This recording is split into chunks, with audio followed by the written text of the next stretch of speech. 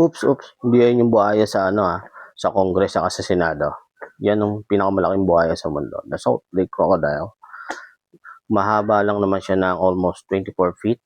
Then, may nagsabi nga may nakakita pa ng 30 feet. Di ba? Yung kapatid ni Lolong ba yun?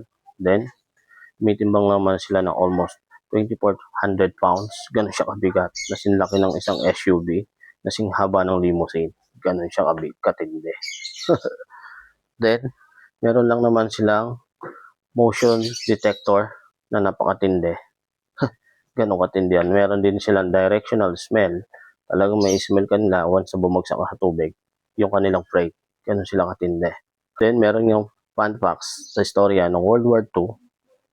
Kinalaban ng Japanese soldier yung mga saltwater crocodile. Who knows kung sino nanalo? Siyempre, the Salt Lake Crocodile. Ubos lahat ng Japanese soldiers. Come on. Kaya kung ikaw naghahanap ka ng malaking buhaya, ito na yon, Salt Lake Crocodile.